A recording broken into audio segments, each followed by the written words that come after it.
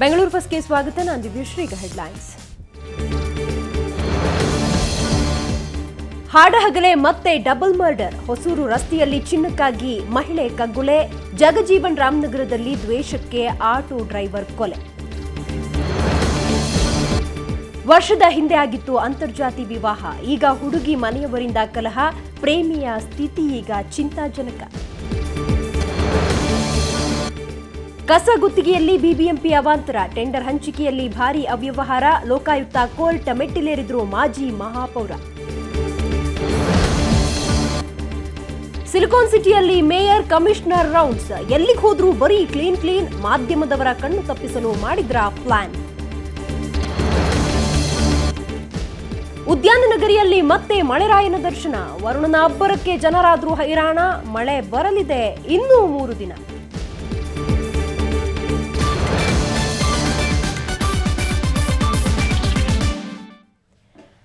ಆತ ಆಟೋ ಓಡಿಸ್ಕೊಂಡು ಜೀವನ ಸಾಗಿಸ್ತಿದ್ದ. ಅದೇನಾಗಿತ್ತೋ ಏನೋ ಇವತ್ತು ಚಲಿಸ್ತಾ ಇದ್ದ ತನ್ನ ಆಟೋದಲ್ಲೇ ಕೊಲೆಯಾಗಿ ಹೋಗಿದ್ದಾನೆ. ಹಾಗಾದ್ರೆ ಆ ಆಟೋವಾಲನ ಕೊಲೆಯ ಮಿಸ್ಟರಿ ಏನೆಂಬುದನ್ನ ಹೇಳ್ತೀವಿ ಈ ಸ್ಟೋರಿಲಿ.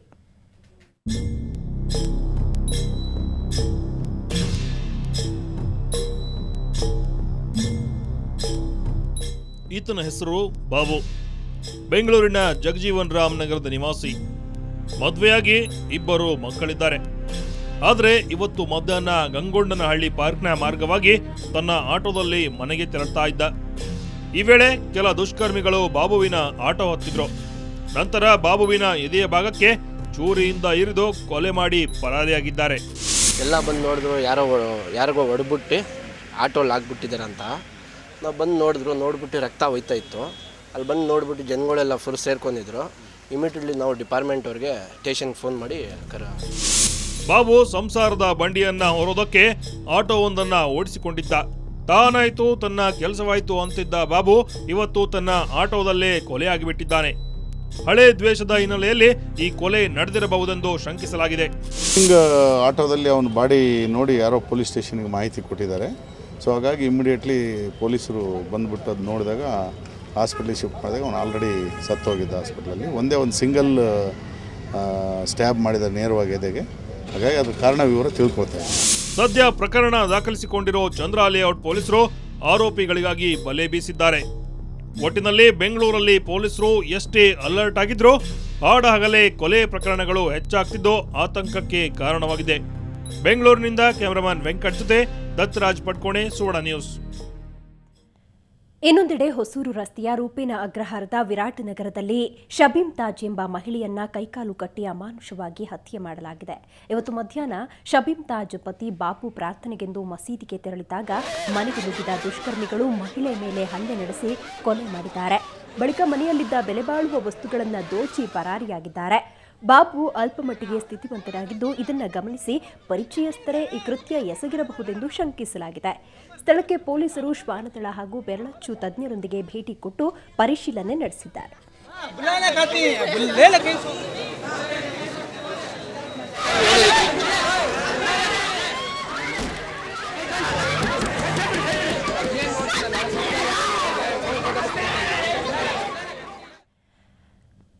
ಅವರಿಬ್ಬರು ಅದೊಂದು ದಿನ ಬಸ್ ಸ್ಟಾಪ್ನಲ್ಲಿ ಮೀಟ್ ಆದ್ರು. ಕಣ್ಣುಗಳಲ್ಲಿ ಸನ್ನೆ ಮಾಡಿ ಪ್ರೀತಿ ಮಾಡಿದ್ರು. ಬಳಿಕ ಎಲ್ಲ ಪ್ರೇಮಿಗಳಂತೆ ಮನೆಯವರ ಎದುರು ವಿಷಯ ಹೇಳಲು ಹೆದರಿ ಗುಟ್ಟಾಗಿ ಮದುವೆನೂ ಆದ್ರು. ಆದರೆ ಇದೀಗ ಹೆತ್ತವರಿಗೆ ವಿಷಯ ಗೊತ್ತಾಗಿ ಹುಡುಗ ಆಸ್ಪತ್ರೆ ಸೇರಿದ್ದಾನೆ. ಕಣ್ಣು ಕಣ್ಣು ಕಲೆದಾಗ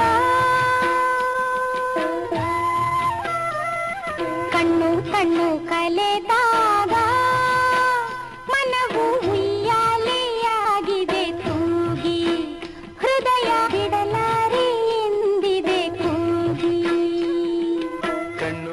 ಹೌದು, ಕಣ್ಣುಗಳಲ್ಲಿ ಸನ್ನೆ ಮಾಡುತ್ತಾ ಪ್ರೇಮಕ್ಕೆ ಬಿದ್ದು ಪರದಾಡುತ್ತಿರುವ ಪ್ರೇಮಿಗಳ ಕಥೆ ಇದು. ಇಲ್ಲಿ ಹೀಗೆ ಮುದ್ದಾಗಿ ಕಾಣುತ್ತಿರುವ ಇವರ ಹೆಸರು ಪ್ರವೀಣ್ ಮತ್ತು ನಿರಂಜನ್. ಪ್ರವೀಣ್ ಅಶ್ವಥ್ ನಗರದವರಾದ್ರೆ ನಿರಂಜನ್ ಸಂಜಯ್ ನಗರದ ನಿವಾಸಿ. 5 ವರ್ಷಗಳ ಹಿಂದೆ ಅಚಾನಕ್ಕಾಗಿ ಇವರಿಬ್ರು ಮಲ್ಲೇಶ್ವರಂ ಬಸ್ ಸ್ಟಾಪ್ನಲ್ಲಿ ಸಿಕ್ಕರು. ಮೊದಲ ನೋಟದಲ್ಲಿ ಪ್ರೇಮಾಂಕುರವಾಯಿತು. ಮದುವೆಯಾಗುವವರೆಗೂ ಬಂತು. ಆದ್ರೆ ಜಾತಿ ಬೇರೆಯಾದ್ದರಿಂದ ಮನೆಯವರ ವಿರೋಧವಿತ್ತು. ಆದ್ರೆ ಛಲ ಬಿಡದ ಈ ಜೋಡಿ ಕಳೆದ ವರ್ಷ ಗುಟ್ಟಾಗಿ ಮದುವೆಯಾಗಿದ್ದಾರೆ. ಆದರೆ ಇದೀಗ ಹುಡುಗಿ ಮನೆಯವರಿಗೆ ವಿಷಯ ಗೊತ್ತಾಗಿ ಮಾತುಕತೆ ನಡೆಸುವ ನೆಪದಲ್ಲಿ ಪ್ರವೀಣನಿಗೆ ಥಳಿಸಿದ್ದಾರೆ.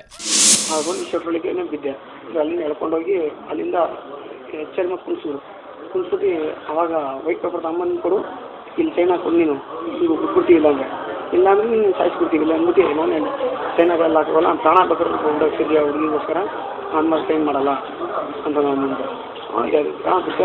ನೀನು ಇಲ್ಲೇ ಸಾಯಿ ಅಂತ ಹಗ್ಗ ತೊಗೊಂಡು ಹಗ್ಗ ತೊಗೊಂಡು ಏನಾಗ್ಬೋದು. ಅಷ್ಟೊತ್ತಿಗೆ ಅವರು ಶಿವಣ್ಣನೋ ರಾಡ್ ತೊಗೊಂಡು ಹೊಡೆದ್ರು. ನಿನ್ನೆ ಸಂಜೆ ಪ್ರವೀಣ್ಗೆ ಮಲ್ಲೇಶ್ವರಂ ಪಾರ್ಕ್ ಒಂದರ ಬಳಿ ಬರಲು ಹುಡುಗಿ ಮನೆಯವರು ಹೇಳಿದ್ರಂತೆ.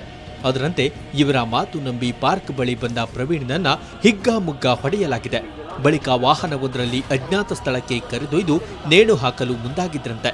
ಆದರೆ ಪ್ರವೀಣ್ ಅಲ್ಲಿಂದ ತಪ್ಪಿಸಿಕೊಂಡು ಸಂಜಯ್ ನಗರ ಪೊಲೀಸರಿಗೆ ದೂರು ನೀಡಿ ಆಸ್ಪತ್ರೆಗೆ ದಾಖಲಾಗಿದ್ದಾನೆ.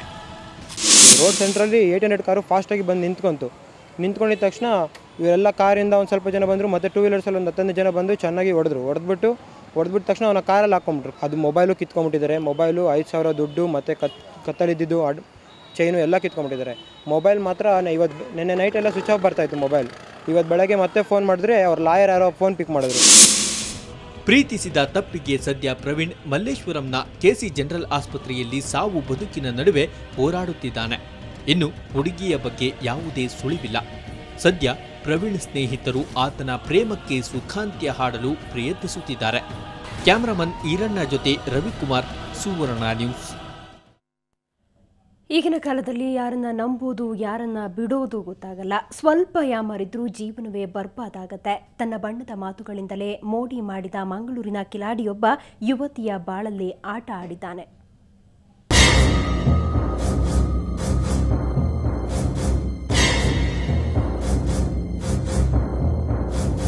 ಈಕೆ ಲತಾ, ಬೆಂಗಳೂರಿನ ಮೂಡಲಪಾಳ್ಯ ನಿವಾಸಿ.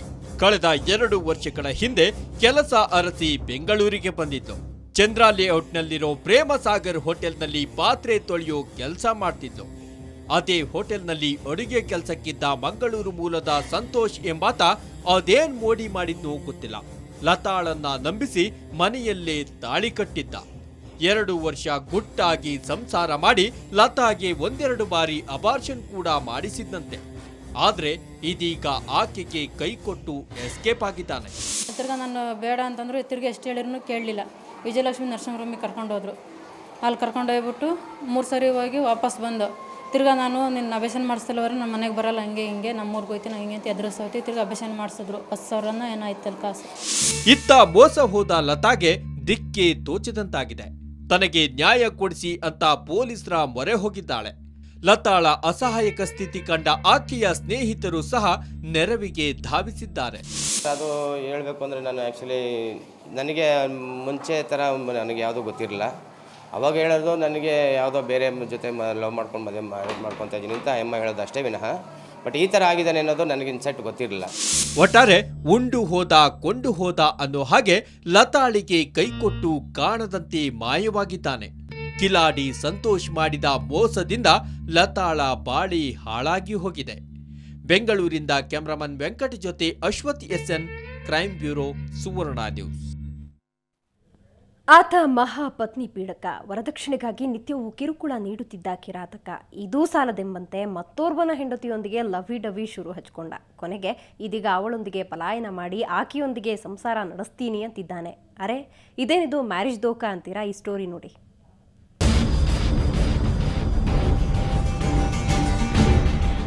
ಕೈಯಲ್ಲಿ ಹೀಗೆ ಮಕ್ಕಳನ್ನು ಸಂಭಾಳಿಸಿಕೊಂಡು ಪಡಬಾರದ ನೋವು ಅನುಭವಿಸುತ್ತಿರುವ ಈ ಮಹಿಳೆ ಹೆಸರು ಸಲ್ಮಾ. ನಗರದ HAL ನಿವಾಸಿ. ಕಳೆದ 5 ವರ್ಷದ ಹಿಂದೆ ಮಜೀರ್ ಎಂಬಾತನೊಂದಿಗೆ ಇವಳ ವಿವಾಹವಾಗಿತ್ತು. ಈ ಮದುವೆಗೆ ಸಾಕ್ಷಿಯಾಗಿ 2 ಮಕ್ಕಳು ಕೂಡ ಜನಿಸಿದ್ರು. ಆದರೆ ಮಜೀರ್ ವರದಕ್ಷಿಣೆಗಾಗಿ ಪತ್ನಿಯನ್ನ ಸದಾ ಪೀಡಿಸುತ್ತಿದ್ದ. ಆದರೆ ಹಾಗೋ ಹೀಗೋ ಇದನ್ನ ಸಹಿಸಿಕೊಂಡಿದ್ದ ಸಲ್ಮಾ ಇದೀಗ ಬೆಚ್ಚಿ ಬಿದ್ದಿದ್ದಾರೆ. ಕಾರಣ ಮಜೀರ್ ಇದೇ ಏರಿಯಾದ ಇರ್ಷಾದ್ ಬಾನು ಎಂಬಾಕೆಯೊಂದಿಗೆ ಸಂಬಂಧವಿರಿಸಿಕೊಂಡಿದ್ದಾನೆ.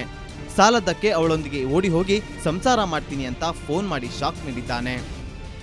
ಇವಾಗ ನನಗೆ ಇರೋದಕ್ಕೆ ಮನೇನೂ ಇಲ್ಲ, ಏನಿಲ್ಲ, ನಾನು ಏನು ಮಾಡೋದು ಗೊತ್ತಿಲ್ಲ ಸರ್. ನಮ್ಮ ಅಮ್ಮ ನೋಡ್ರೆ ಮನೆ ಕೆಲಸಕ್ಕೆ ಹೋಗಿರೋ ತುಂಬ ಕಷ್ಟಪಟ್ಟು ನಮಗೆಲ್ಲ ಸಾಕಿದ್ದು. ಮದುವೆನೂ ತುಂಬ ಕಷ್ಟಪಟ್ಟು ಮಾಡಿದ್ದು. ಈ ಥರ ಮಾಡಿ ಹೋಗ್ಬಿಟ್ಟು ಅವನು. ಕಳೆದ 1 ವಾರದಿಂದ ಮಜೀರ್ ಮನೆಗೆ ಬಾರದೆ ಇದೀಗ ಹೀಗೆ ದಿಢೀರ್ ಅಂತ ಸುದ್ದಿ ನೀಡಿದ್ದಾನೆ.